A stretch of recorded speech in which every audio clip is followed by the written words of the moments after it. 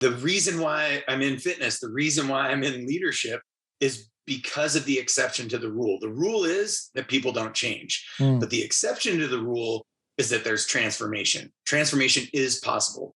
Formation is possible, right? Adjusting is possible. And if that's possible, well, then I'm going to put my passion, my heart, and my soul and my truth into that and my efforts into that.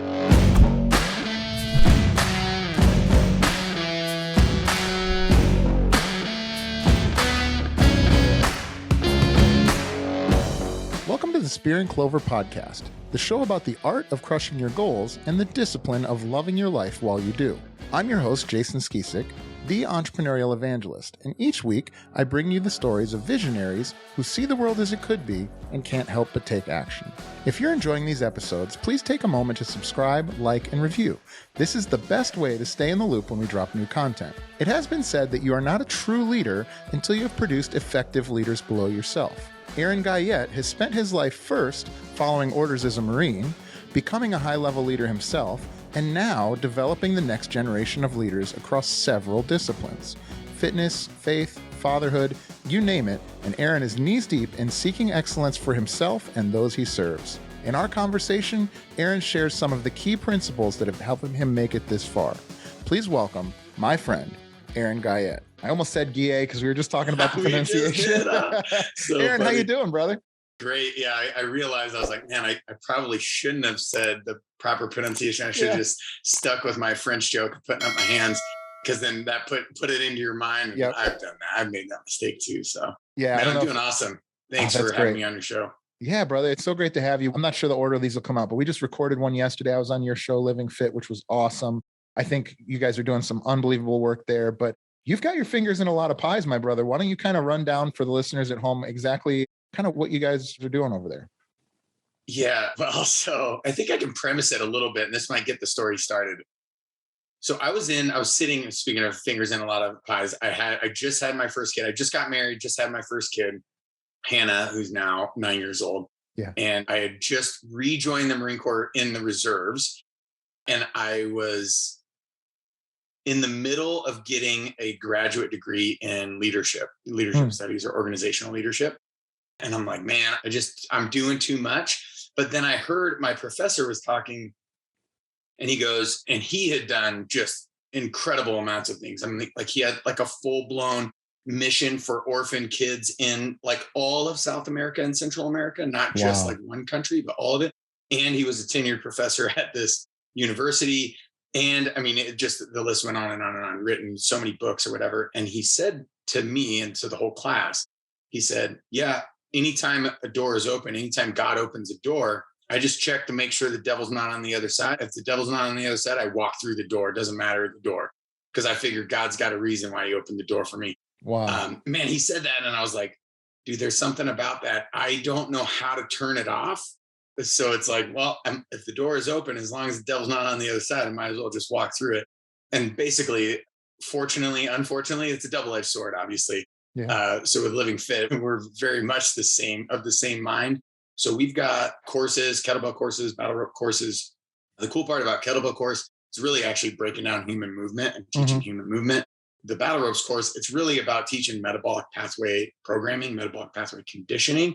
And then it just flips the physics on its ear, because, we think of mechanical physics, even just intuitively, gravity, ground, weight, all that stuff. But then looking at waves, it forces you to look at it from a different perspective, which actually gives you a better idea of what's going on for the conditioning or the adaptations that happen physiologically. And then we've got a bunch of, rubber stamp style programs that we just come out with, multiple per week. And I just got done filming like 386 exercises, all 1 minute a piece. Man, you want to talk about elective suffering. That was some elective suffering that I did not realize. Oh, man, I got in over my head. But that's sort of been my MO. I realized is I learn a lot more by just getting in and getting after it. And so I'm just constantly going to get in over my head, feel that experience of chaos that you feel, and then try to parse it together and see if maybe there can be a paradigm shift. And I don't know how many paradigm shifts later, 7 paradigm shifts later. Hey, what's up? I'm here on the Spear and Clover podcast, Yeah. So yeah, that's kind of a little bit of a snapshot and a little bit of understanding of why I'm walking through so many dang doors. Yeah, there's more to that I want to go down as far as the different specific businesses and stuff, but you hit on a couple of things I want to pull out. Number one is your military service. Do you think that your military service prepared you to turn chaos into potential, I forget the word you used, but adaptations into, order or understanding or organization or. Because I feel the same way. And I know we share that we're both veterans. I want you to tell me a little bit about what your Marine Corps service was like and what that kind of impacted you and how it kind of set you up for the man that you've become. Yeah, well, so I'll say that I think my mom probably gave me a black belt in organization and order, and my dad gave me a black belt in trying to wrap your arms around chaos, because it's just chaotic, so you can't. But then the Marine Corps, gave me the 6th degree or whatever, like really honed that in. There's something about bringing, organization and order and understanding to chaos, something like combat, something like a firefight, that you can lean on the order and the trained skills, the things that you don't even have to think about because you've trained it so many times. You can lean on those and it can give you some sort of semblance of, and it's not harmony because you don't feel harmony in that. You feel the chaos, you feel the excitement, the violence, the sadness. I mean, you get all these emotions at once, which, no wonder why we have PTSD, but we can also have PTG, post-traumatic growth. But anyway, and we can get into that too, but sure. But yeah, so there's just something about bringing some sort of order, like the logistics supply chain. There's a certain way to do it. To fill up your Humvee, there's a certain way to do it. To kick in this door, there's a certain way to do it. All bets are off when the door gets kicked in. All bets are off when, the IED explodes. That's the chaos. But at least there is some sort of order that is either surrounded or inside of or next to that chaos that you can lean on. Because I think if we only experience chaos, we wouldn't be able to extract any sort of meaning. We wouldn't have any purpose. We would have no value. It'd just be way too difficult to exist in pure chaos. So yeah, I think the Marine Corps really helped hone some of those skills and make it a little less trepidatious, a little less scary to dive into the deep end, get in way over your head and try to figure it out from there. Yeah. And you talk about like the stakes of a firefight, and certainly your experience and mine are different, so I won't presume, but do you find that it's difficult to care about when somebody's got their hair on fire about a deadline or something like that, when it's like, they're like, we're going to get this done, and then at best, it'll be a story we tell. You know what I mean? This is not life and death, right? Do you find that you've been kind of inoculated to that kind of stress? Dude, well, so number one, I felt more stress running business than I ever did in any firefight. Interesting. But that doesn't mean that I didn't have some sort of adverse reaction to sort of that calm under fire that I felt. But I will say most of the time when shit hits the fan, I'm like, well, at least we're not getting shot at. It could be worse. We could be getting shot at right now. The funny story, right before I got on this call, the guy that's supposed to install my cabinet shows up and the paint's a little bit tacky because my guy that was painting is, it's just finished painting or whatever. And he was like pissing and moaning, bitching and whatever. I'm like, oh my gosh, bro, like relax, dude. If you waited fucking 30 minutes, you could put the cabinets in, but come back tomorrow. That's fine. The wall's still going to be there. The cabinets are still going to be there and you're still going to have to put them in. But I don't know why you're getting all emotional about this right now. Yeah. It's just cabinets, buddy.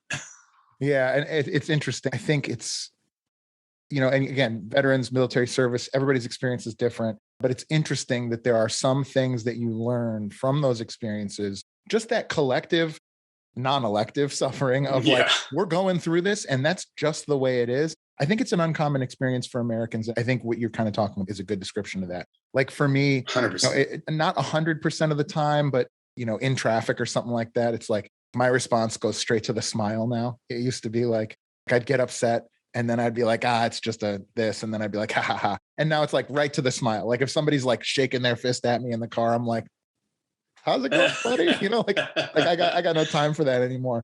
Yeah. So talk to me about the other organizations that you are a part of, that you've been a part of, because you're doing some really cool stuff. I can call them out or you can just kind of go down the list in whatever order you want. But there's like 4 or 5 things on here that each one of them is kind of uniquely interesting, and you're making an impact in so many different little pockets right now. So kind of the interest, whatever you're interested is in, to discuss those in whatever order would be cool. Yeah. So sold successful gym profitably in 2017 in Southern California.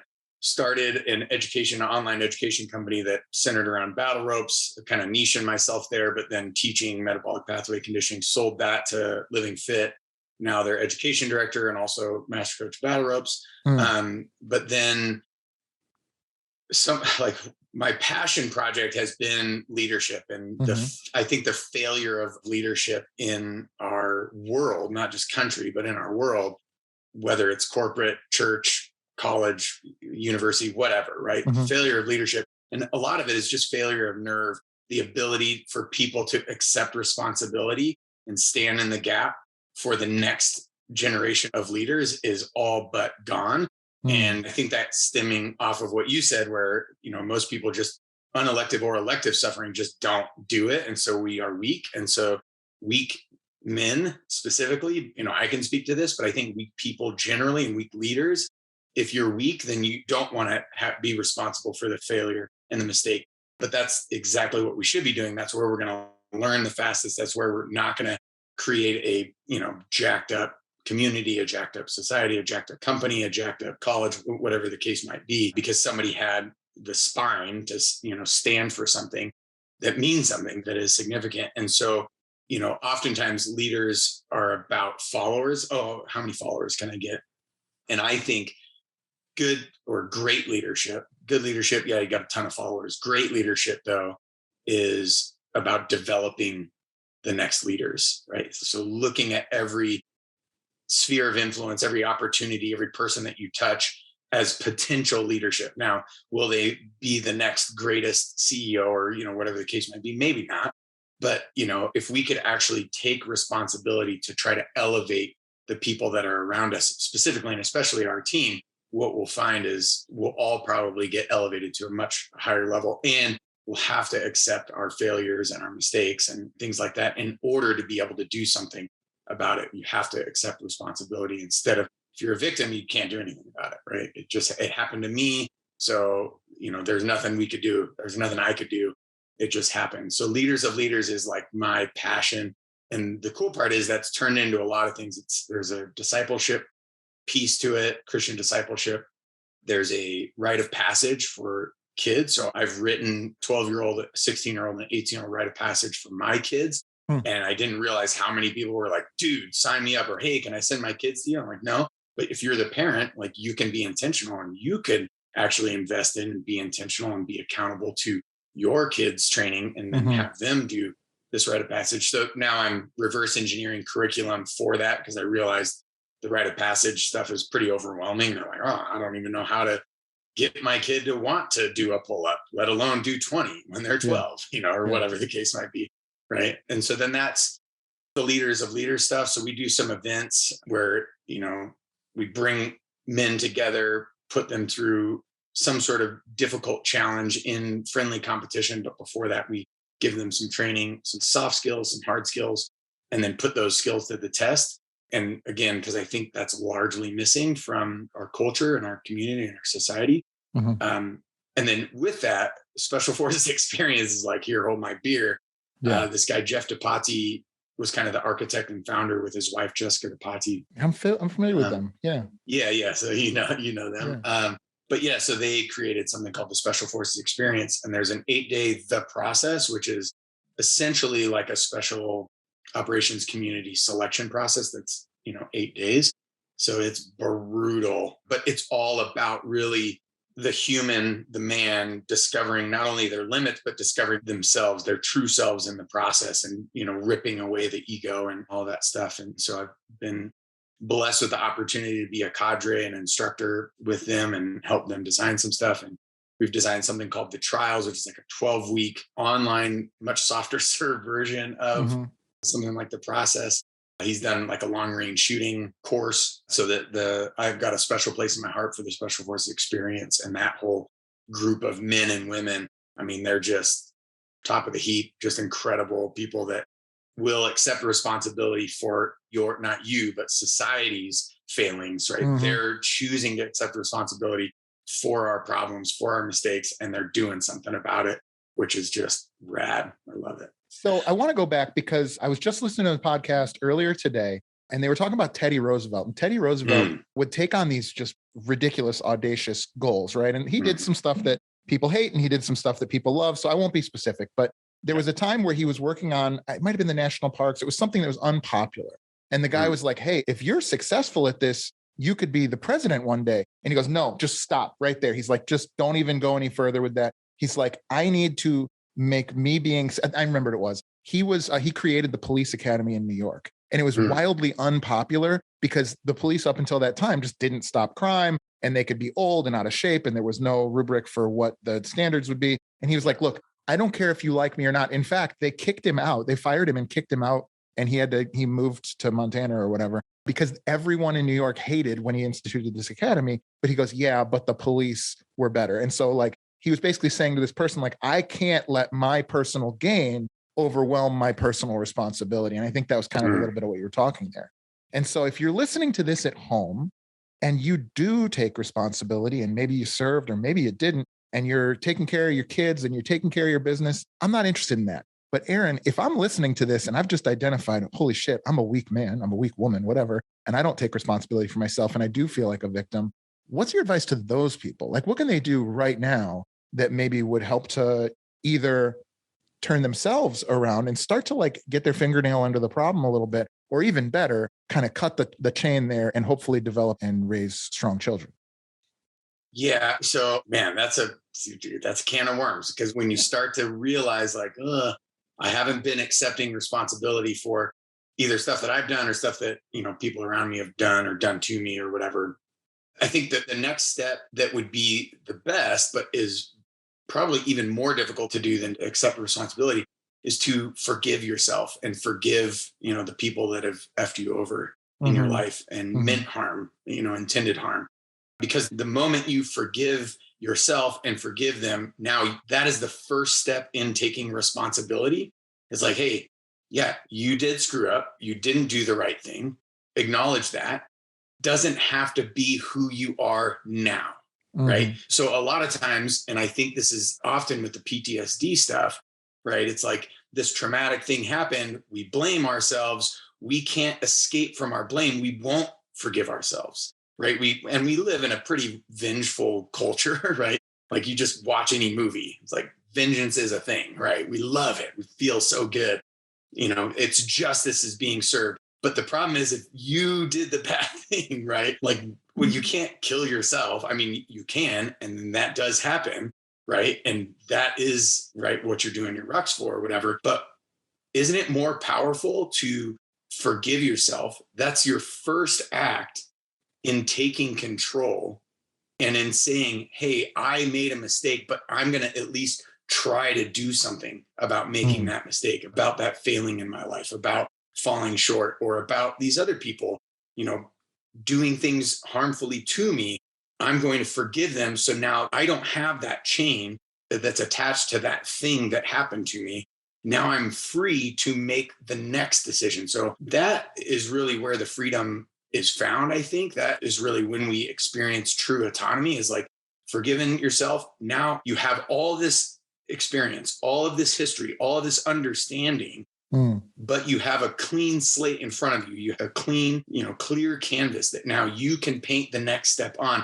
And so then I would advise, don't be dumb like me and jump into the deep end and try to swim to the bottom and see if you can survive. Don't get over your head, right? Take a small step that you can sustain, that you can continue. Think about it. It's so small that if I did this, could I do this for the rest of my life? The rest of your life is a long time. We don't know when that finishes.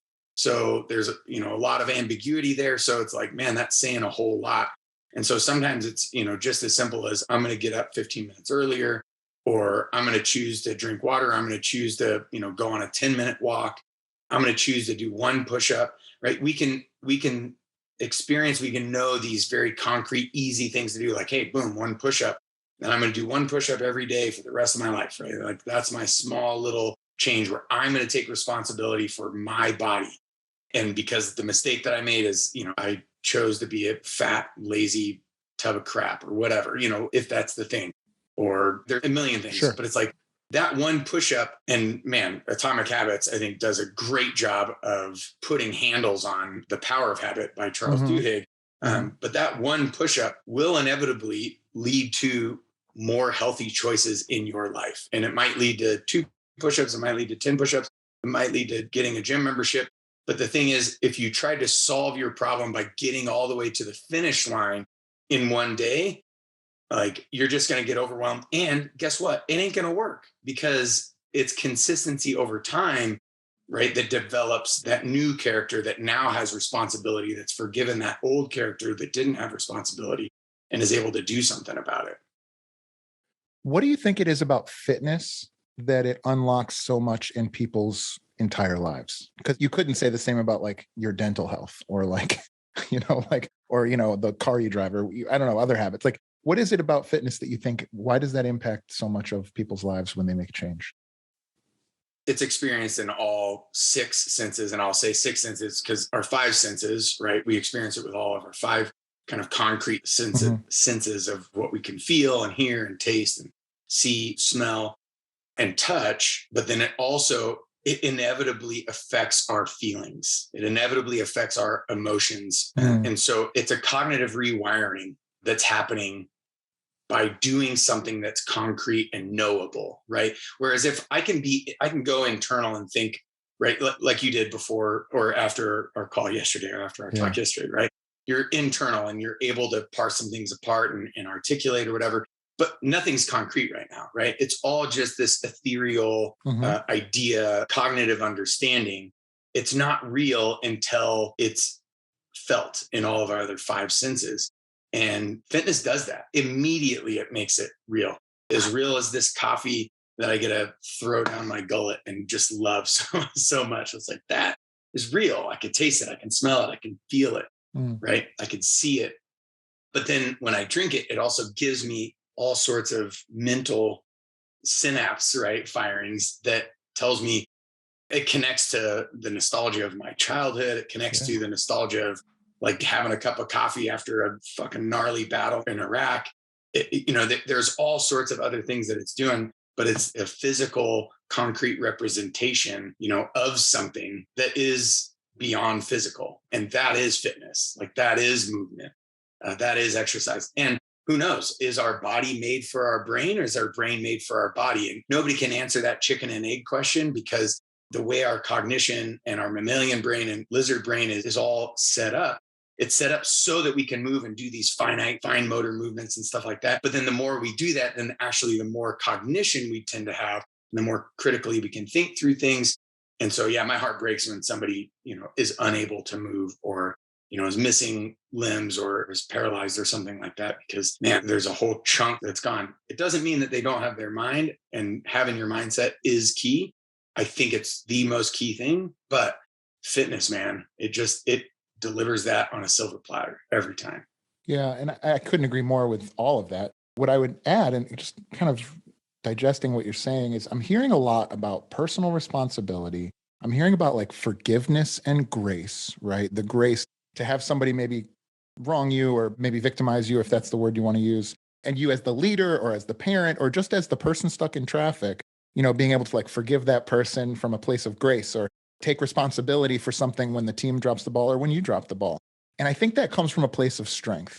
And so, maybe that's kind of the thing, is like, by working on yourself, like you can do a very like a very physical thing that will inevitably lead to sort of kind of trickles up to grace. Does that kind of fit what you're saying a little bit? Yeah. I mean, it takes an incredibly strong person to forgive somebody that intended them harm, even if that somebody was themselves, right? It takes incredible amounts of strength and courage. And courage isn't, doing something because you don't experience fear. It's feeling all of the fear and doing it anyways, right? And that also takes strength.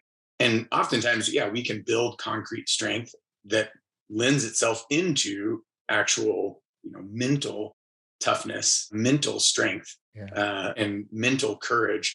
But sometimes it's just aesthetic. We're just trying to get those pecs to pop, Yeah, sure. And that's fine too. You're probably not going to experience it as deeply, and maybe you don't want to, and that's cool as well.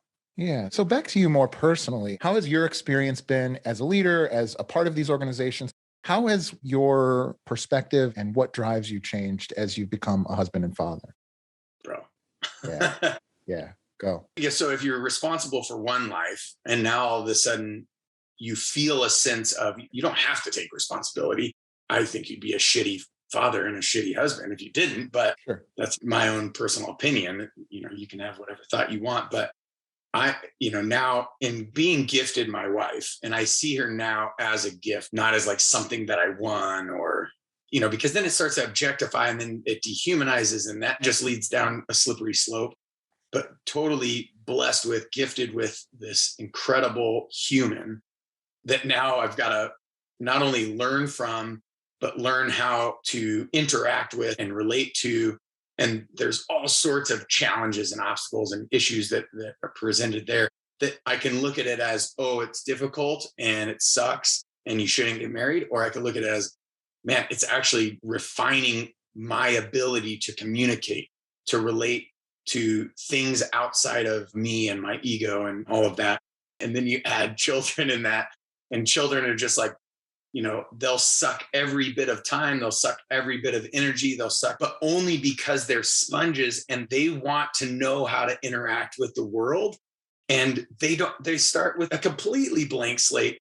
And man, you start to look at that opportunity and then being intentional around that opportunity. And I mean, of course, I've screwed it up. I've made a ton of mistakes and I'm probably going to keep screwing it up, but I'll be damned if I don't try my hardest to give the very best me to each one of my children so that they can become better than me, right? They can, and I don't want them to live my life. I don't want to live vicariously through them. I want them to live their life, and whatever that means. I don't know what that means, but man, these tools really helped me. And it took me the school of hard knocks to find some of these tools. So here, let me show you this tool and let me show you how to use it. So yeah, I mean, I think that is where humanity is won, is in the family, is in the marriage relationship, in the relationship with your children. We're not going to experience peace if we can't create and experience peace in our homes. We're not going to experience love if we can't have that in our home. We're not going to experience strength. We can't have it in our homes, right? We can't experience freedom if we don't have it in our home. So yeah, for me, it's forced me to really take a hard look at, well, what do I believe? What is my purpose? What are my values? And why is that important? And now it's like, it's not just important for me and the spheres of influence that I have in business. It's important for my wife. It's important for my children. And I have way more contact and connection with them than I do in business. And because we live together, we're doing this thing together. And man, that's a pretty dang powerful thought, idea, and reality for me. Today's show is brought to you by High Level CRM. High Level is an all-in-one platform designed to help entrepreneurs grow their businesses without the need for multiple softwares or an IT team. Not only does their easy-to-use software allow you to track and manage your leads throughout each phase of the relationship, but it also allows you to build funnels, track stats, and more. Guys, I sat down and added up the cost of software I was able to replace with just one app, and it was over $1,000 per month. Because this is an all-in-one application, I also save a ton of headaches connecting apps and building automations, and the team at Go High Level does a great job of getting you started quickly and easily when you sign on. I cannot more highly recommend these guys. Right now, Spear and Clover listeners get a free 14-day trial of High Level CRM for themselves. Click the link in our show notes to support the show and get started on your free 14-day trial today.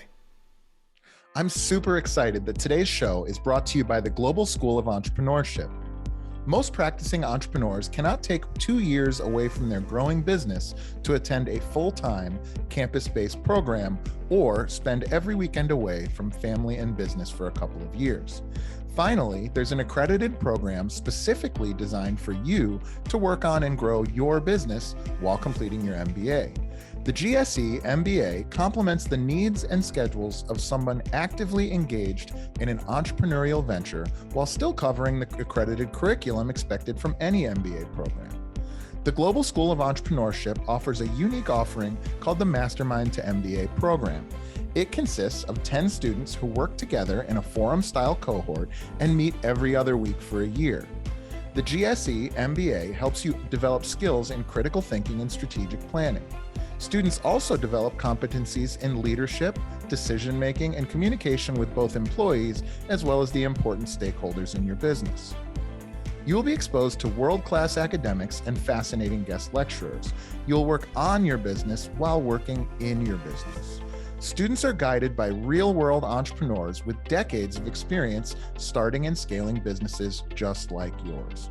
Best of all, I'm beyond proud to announce that the Global School of Entrepreneurship has agreed to offer one Spear and Clover listener a scholarship to join an upcoming Mastermind to MBA cohort. They are looking for someone just like you to bring a unique perspective to the program, and they are accepting applications right now. To learn more and to apply, simply go to www.gse.mba/spear. That's www.gse.mba/spear. Don't miss this opportunity to level yourself up and surround yourself with other like-minded entrepreneurs just like you. Once again, to apply for the GSE MBA Spear and Clover Scholarship, simply visit www.gse.mba/spear. That's www.gse.mba/spear. Today's show is brought to you by Scaling with Media. I mean, literally, like if it weren't for the folks at Scaling with Media, you would not be getting this. Scaling with Media is a truly revolutionary company for any entrepreneur who wants to reach a larger audience without taking on the years of experience necessary to master the required skills. These guys do it all. From helping you develop your creative plan to editing, sourcing content, copywriting, ads management, and way more. Whether you're looking to launch a YouTube channel or podcast, or you just want to scale your business out to more eyeballs, these guys are the absolute best one-stop shop. But that's not all. Right now, Spear and Clover listeners who sign up for their brand launch package will receive a free, that's right, free professional grade studio kit that I'm actually recording right now on. The studio kit includes a professional microphone, stand, lighting, and headphones, and is worth well over $500. Take action now by going to scalingwithmedia.com/spear and claim your free studio kit. Again, that's scalingwithmedia.com/spear, scalingwithmedia.com/spear. Now back to the show. Yeah, I mean, I couldn't agree more. I mean, I say that too much. I got to get better at this, dude. So, because your point being is like, what I'm taking away from it is like, every single house has a family in it, or every single house has people in it. That's society, is what goes on inside those walls, and what goes on for those children that are being raised within those four walls. That's society ultimately, right? Yeah. And I do think, I remember when I was a kid, you know, it takes a village, the Hillary Clinton thing. I remember there was a lot of focus on like family values. And by the way, like, I'm not even like particularly a family values guy. Like, I don't care what different family values are, but I do feel like as a culture, you know, this culture that we currently find ourselves in doesn't have a ton of consistency when it comes to like a shared ethic, right? Because we've all kind of broken into these fractures, right? And so I wonder, I don't know if there's a question in there, man. I wonder if there's a way to put more of a focus on shared family values. I don't know, maybe just react, or we can move on from that. I don't have a good question to come out of that. Well, no, absolutely. I think so. I mean, and I think it goes all the way back to the beginning. Like, once you start becoming aware of the things that you are responsible for, that you haven't been taking responsibility for, everything changes. And so if you find yourself as a father or a husband or a wife and a mother, or both and or either or, right, that responsibility sphere will inevitably grow. And, you know, I'm not saying, hey, you need to have my values and you need to have my purpose. But if you didn't think about it before, at least fucking give it some thought, you know, and think about what is it that you're intentionally doing, or what is it that you're unintentionally doing that you need to take a hard look at and maybe adjust, you know. And the thing is, it's never too late. You know, everybody thinks, oh, it's like, oh, my kids are almost out, so it's like, it's too late. It's like, that's horseshit. Like, when they show me the 16-year-old that has never changed after they were 16, like, then maybe I'll believe it, or the 13-year-old or the 50-year-old. But like, the reason why I'm in fitness, the reason why I'm in leadership is because of the exception to the rule. The rule is that people don't change, but the exception to the rule is that there's transformation. Transformation is possible. Formation is possible, right? Adjusting is possible. And if that's possible, well, then I'm going to put my passion, my heart, and my soul and my truth into that, and my efforts into that for the exception to the rule. And understanding that I'm going to get my heart broke a lot, and that's okay too. Love until it hurts, right? But yeah, I mean, I'm going for the exception. And the times where that does happen, where somebody does transform, where somebody does change, and they're like, I can count it maybe on my 4 appendages, maybe, in people that have just been ecstatic, maybe on 2 hands. I don't know. Where people have been ecstatic and like, you changed my life. And I'm like, well, I mean, actually, I was just a guide. I was a mentor. I was giving you some feedback at the time. And I'm glad that you think that I changed your life. I hope that you're not resting it all on me, because if I do a big screw up publicly or whatever, like then that's all going to fall down. I'm hoping that you realize that you started taking responsibility, and that's what changed, right? Like I maybe showed that. I maybe was a mirror for you, whatever it was, but it's not so much about me. It's you owning you, You did it, bro. You gave me chills there in the beginning of that. You totally blew my hair back. That was great. I love that thought. I think that's super interesting and insightful from somebody who's been there to see those. I have something called high beams of hope. And that's whenever I meet anybody, it's like I light them up. I'm like, oh, you could be a monster, or you could be such a great leader, or you could be such an amazing blah, blah, blah. And I always have to remind myself that I have these high beams of hope, because it don't, like you said, it only happens 1 out of 80 or 1 out of 100 people that you end up working with. But gosh, when it works, when you do see somebody who, again, it's not me or it's not you necessarily changing their life, but when you do see somebody like, oh yeah, I do that now, and I do that now, I do now. Have you heard of this? And they start telling you stuff, and you're like, oh, this is great. Like I'm ready to go look up some battle rope stuff, like after this.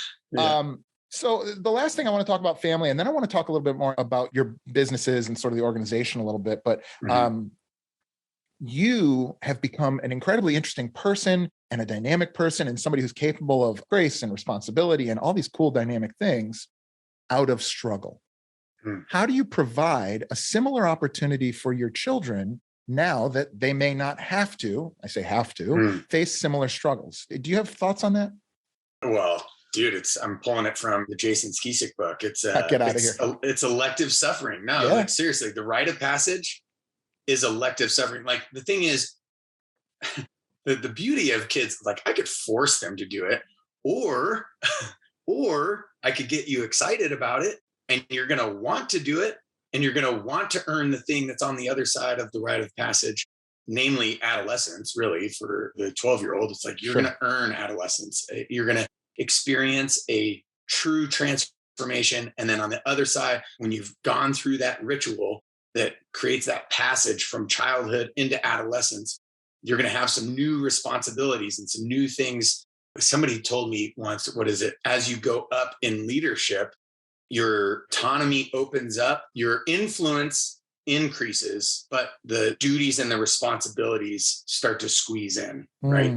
You're now more responsible because there's more people that you're in charge of. But so going back to the kids, it's like, I can get you excited about this thing instead of forcing them to do it. And I mean, it just totally changes their perspective. It totally changes how they view their walk in the world. And then they can start to own it. But the thing is, it can't happen without elective. They have to choose into the suffering that's going to happen, right? And the thing is, they can even change their perspective on suffering. They can view it as growth opportunity, right? And not suffering. They can view it, they can see the silver lining so much that it shines so brightly that they can't see the cloud, right? That is all of the tireless hours of training, of hard skill training, soft skill training that brings them to that rite of passage. And now, granted, that's in boundaries, right? That's in the realm of safety, right? All of these things, because inevitably in life, they're going to have some boundless, some chaotic suffering that's going to just happen to them. But if they don't have the tools, this is something that I said it was the post-traumatic growth documentary. I was interviewed. I said, and this was like gift from God moment, but I said, it gives them, you're creating an inception for a paradigm shift, right? So the movie Inception, where they put the thing in the dream within the dream within the dream or whatever, but then, they come out of it and then he wants to make the decision himself. He doesn't think it's influenced on the outside. So giving them these tools and having them endure this suffering, and reframing suffering into training, and reframing suffering into opportunity, and reframing, it's now you're creating an inception so that when outside things happen, God forbid, any sort of sexual assault or physical assault or verbal or emotional abuse or anything like that happens to my kids. But I would be lying to myself if life didn't give some pretty fucking hard knocks sometimes. Mm-hmm. And it's not the hard knock that defines us. It's how we are able to respond, react, and deal with that hard knock, because it's going to happen. Like, I've yet to meet somebody that are like, oh yeah, my life was actually perfect from day zero to today as a 40-year-old man. My life has been perfect. Everything perfectly wired, everything perfectly happening. Never is that the story. And so why not create some microdose sort of inoculation, right? So you can create this little inception to a paradigm shift, because the realities of that hard knock happening, be it like a firefight or sexual abuse. And I'm not saying anything that hasn't happened to me, right? These are all things that have happened to me. But the realities of that is that it's going to put you in a pretty fucked up place for a while. You're going to be in a pretty dark place. But if you have some tools, and maybe they're some rudimentary, crappy tools that you were given, but tools nonetheless, right? You can figure out how to make those tools into better tools, or you can figure out how to use those tools to see it from a different perspective. And then it becomes something that's actually helpful. And then it becomes, because you've taken responsibility, because you've forgiven yourself, because you've forgiven the other person, but then more so because you've been given the tools on not only how to do that, but then how to actually walk your way out of that. Now you got a story to tell. Your broken story is going to change way more lives than your perfect story. You're going to help more people typically, right? This has been my observational experience. You're going to be able to help way more people because you've had broken things happen to you, and you've been able to either mend yourself or get help to help mend yourself, or to just continue to be broken so that you can help other people see that, hey, broken people are people too. Right. And we have lives that matter, and we still have value, and we still have value that we can give even though we're broken. Yeah, I love that, because and by the way, I love both of the people I'm about to mention, so I'm not in any way disparaging anybody, but I responded more. It changed my life more when I read David Goggins' book than when I read Jocko's book. And Jocko is more my kind of guy, but when I read Jocko's book, I'm like, oh, this guy was born with a K-bar in his teeth, and he's just crushing everything he does, and he's awesome. And he's brilliant, and he's hardware, all the things that he is. I'm like, but I'm not that. And then I look at David Goggins, and he's 350 pounds, and he's got this messy childhood, and he's got all these things. Again, I don't know either of those people, and I do like both of them. But it just, as soon as you said that, I was like, yep, that's the same thing. And I think in general, too, it's hard for me to really love you, because I am open to loving everybody that I meet. But it's hard for me to really love you if I don't hear often about the things you were wrong about, or the places you messed up, or the mistakes that you've made, because then I start to question if what I'm seeing is reality. And so we've only talked this will be 2 hours or something. And we've both been like, man, I really screwed that up. Thing I already know, oh, Aaron's a guy that I can trust, and that's why literally no one on the television and almost everybody on a podcast I can trust. You know what I mean? It's because this medium is so, I always say capital T truth, right? Yeah. And I think of that when I think of, fitness. I think of that when I think of jujitsu. I think of that when I think of podcasting. Is I want to hear oh, guys, I said that, but that was wrong. I love that. So shifting gears now to your organization, you are walking around with a fully formed ethos, right? I'm going to ask you the same thing. When does the book come out? But the actual question is, how do you find other folks like you to work with that live up to that? And how have you been able to build and be a part of these kind of dynamic and amazing teams? Oh man, you don't, because everybody's broken and fucked up just like me. Yeah. Okay. But you do. So if we want to get into the, gears, the clunky mechanical gears of, how I choose people, I put a potential candidate through the ringer, right, before I choose. And typically, so I'll have them go through kind of a structured process, but in that structured process, there's layers. I'm not looking on the surface layer of so for instance, one of the things is in 120 characters, tell me about your favorite exercise or something like that. This is like in the fitness world. Tell me about your favorite exercise or something like that.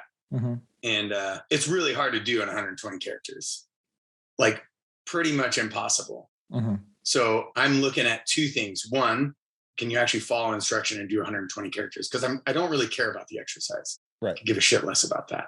And then if you can do it in 120 characters, then I'm looking in between the lines, like, how are you able to communicate that in that few of words?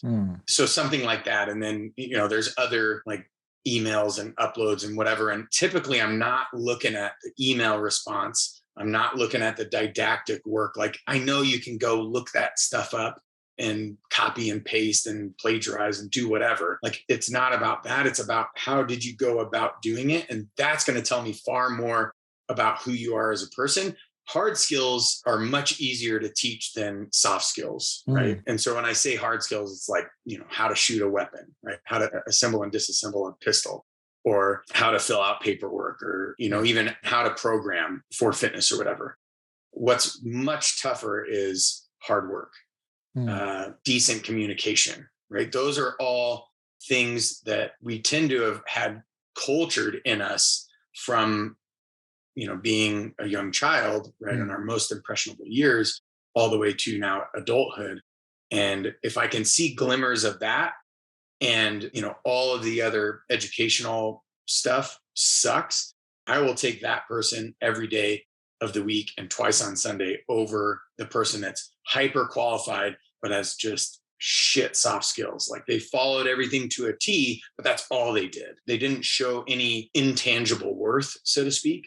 And so, like, for instance, I've got a worker that is the reigning worker of all the workers. And I was dragging the dregs of society during a time when like entry-level workers were basically like, I don't have to work because I'm getting paid by the government to not work. So right. I was getting like the worst of the worst types of peeps. But this guy, he's probably the least technically proficient of all the other people that were on any of the work crews on this job site for the house. Probably the least knowledgeable, and, was maybe average in terms of experience, hours on doing labor type stuff.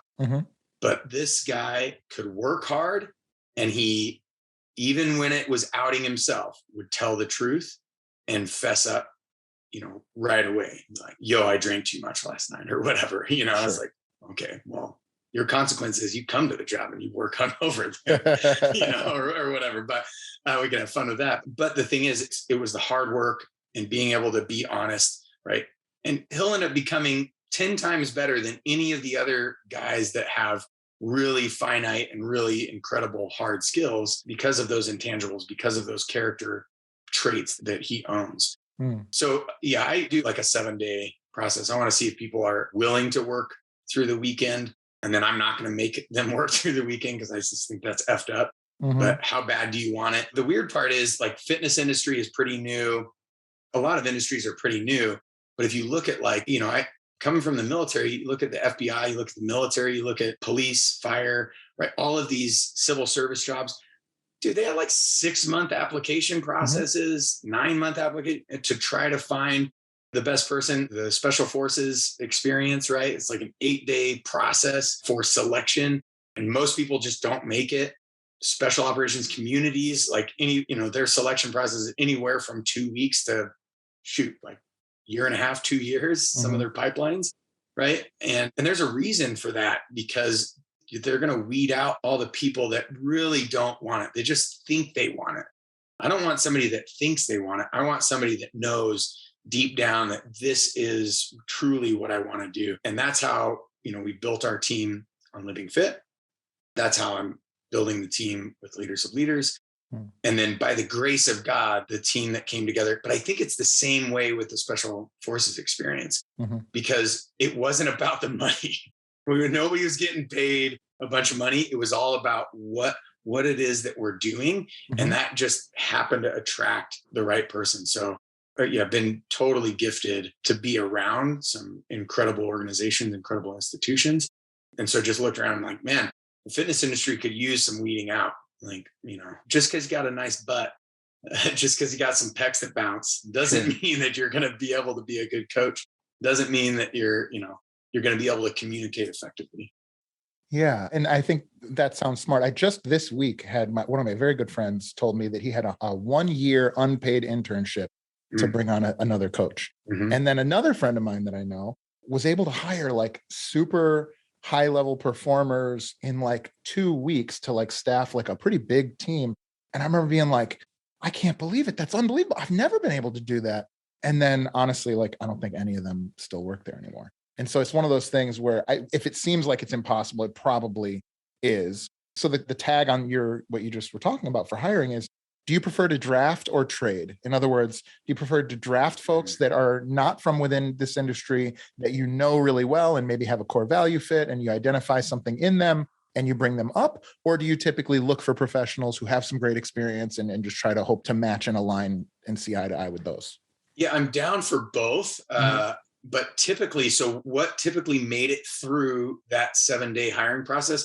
And by the way, that 7-day hiring process I shouldn't say it's a hiring process. That gets you to the interview, right? And then you go through workouts and interviews. But yeah, typically what made it through that process and ended up getting hired tended to be drafted, right? Came from not traded. Now, every once in a while, there would be 1 out of 10 that would be a trade. And the thing was, those people, they already had that mindset. They already had that purpose. They already had those values. And they were just looking for the right place to be at that mirrored those, that had those as well. And so we just happened to, come across their radar, thankfully, in both directions. Right. So, but it's interesting to me. And I think the key there is a lot of times this happens in the special operations community. I met some fat, out of shape, and it seemed to be really dumb Navy SEALs when I was in Iraq. And I'm like, you sure you guys are Navy SEALs? Like, you don't know 9 lines? Like, I would feel like that's like a pretty basic thing. Like, all of my grunts know 9 line. All my grunts know how to call for fire. All my grunts know how to call for air, So, but it's one of those things that, sometimes we get to the place where we make it. And then it's like, oh, I made it, so I don't have to do shit now. It's like, not in my organization, not in my book. Yeah, you got to love the journey, right? So there's 2 questions that I ask everybody who comes on the show, and I'm going to ask those questions to you now. Are you ready? Oh, yeah. All right. Question number 1. If you had access to unlimited capital, how would you profitably grow your businesses, your current businesses? So as much money as you want, but it has to be profitable and bring back money. Ooh. So this is something that I've been toying with. It's like, what if I got, way too much revenue and I didn't know what to do? I would put my money where my mouth is, and the whole leaders of leaders concept. I would invest that capital, that money into the dreams and the visions that the leaders that I've developed cast, even if it means that I'm investing in something outside of leaders of leaders or outside of living.fit. And I'm going on a limb here. That's probably a weird answer, maybe. No, but I'm going on a limb here. I do believe that reciprocity is a very deep intrinsic value in all humans. And I've just watched it happen. And, the thing is, only 1 out of 10 would have to crush it for you to make, even more profitability. You wouldn't need 10 out of 10 to profit to make that. Pareto principle would play into effect pretty dramatically, I think, there. And again, all of that's ethereal and all of that's trying to foretell something that you wouldn't know until you did it. But I agree with you. I think that if you had, let's say you had 10 leaders that are in your organization and you believe in those people, if they believe passionately about some other thing, like, you got to, I don't think that's a bad answer at all. I think that's a great answer. The second question is, if you had to let go of every business you currently have or have had in the past, and you had to start something totally different and new, what do you think that might be? I mean, that's essentially what I did with Battle Ropes education. I sold, thankfully I sold, but it would be Leaders of Leaders reset, building curriculum to bring education to teach people how to fish and not just give them fish for not only being responsible for themselves, but being responsible for their teams and the people, their spheres of influence, the people in their lives that they surround themselves with. It would just be Leaders of Leaders reset. I would just start it over again. I love it. Aaron, tell us one more time about the different organizations that you're a part of and how folks can get in contact with each. Yeah, so you could find me, just type in Aaron Guyett. There's only one other dude. He actually became like, I've watched him grow up because he had my same name. He actually became a fitness guy, which is kind of cool. Shout out to Aaron Guyett too. Go ahead. Yeah, right. He'll probably be way better than me, I'm sure. Come on, get out of here. So yeah, you can check out Aaron Guyett, Google, Facebook, Instagram, all of those things. And that can't link you to everything, but living.fit. So it's not living.fit.com. It's just living.fit. Type that into your URL, and then, you can get into the foray that is living.fit. There's a ton of stuff there and a ton of ways to experience that. The Special Forces Experience.com, special place in my heart for that whole team that I get to be a part of. Incredible. And then I think it's the Special Forces Experience on Instagram and Facebook, the socials. And then Leaders of Leaders. So leadersofleaders.org. I also like Disciples in Christ. There's a bunch of other stuff there, but leadersofleaders.org for the Leaders of Leaders. And then also Leaders of Leaders on Facebook and Instagram and all that. Yeah, and we will have those links in the show notes. So if you're listening to this or watching it on YouTube, go ahead and just check the show notes for all that stuff now. Aaron, thank you so much for coming on. You've got a great story. I love the way you look at the world. I think you're going to make a big impact, brother. I hope to talk to you again soon. It was an honor. Thank you so much, Jason. Appreciate it. All right, brother. Thank you guys so much for watching or listening to the show. If you enjoyed the show, please don't forget to show us some love by liking, rating, and subscribing so we can keep making more and better content. If you'd like to support the show and get a great additional content like exclusive shows and even live group masterminds, please head over to patreon.com/Spear and Clover to become a member of the tribe. If you're interested in learning more about how we help entrepreneurs, visit spearandclover.com or message us on any of our platforms. Thanks again, and we'll see you soon.